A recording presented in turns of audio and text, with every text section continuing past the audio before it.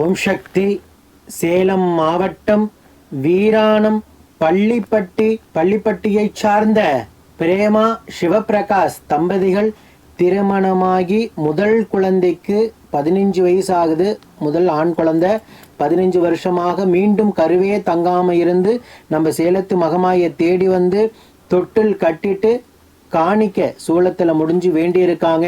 வேண்டி அதே மாதமே அம்மா கருவை தக்க வச்சு வரம் கொடுத்துருக்காங்க.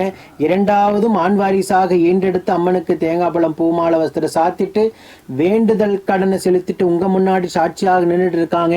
சாமி, இரண்டாவது கருவுக்காகவும் அம்மாவை தேடி வரலாமா, குழந்தை வரத்திற்காக வரலான்னு நிறைய தம்பதிகள் கேள்வி கணையை தொடுக்கிறீங்க. அந்த தம்பதிகளுக்கான வீடியோ இது. இவங்க போலவே நம்ம இதுக்கு மேலே போய் காணிக்க முடிஞ்சு அம்மாட்ட கேட்டால் தரப்போறாளா? 15 வருஷம் ஆகிடுச்சுன்னு அவங்க நினச்சிருந்தா இந்த வரத்தை அவங்க பெற்றிருக்க முடியுமா? அம்மாவை நம்பிக்கையோடு தேடி வந்து தொட்டில் கட்டிட்டு மஞ்ச வசத்தில் 1 ரூபாய் நாணயத்தையும் சூளத்தில் கட்டிட்டு அம்மாவை வேண்டி போன அதே மாதமே அம்மா மனமிறங்கி ஆண் வாரிசை வரம் கொடுத்துருக்காங்க. இதே போல் நூற்றுக்கணக்கான தம்பதிகள் வீட்டில் இருந்தபடியே காணிக்க முடிஞ்சு வரம் பெற்றிருக்கிறாங்க. இரண்டாவது கருவும் நூற்றுக்கணக்கான தம்பதிகள் அடைஞ்சிருக்காங்க. ஓம் சக்தி பராசக்தி.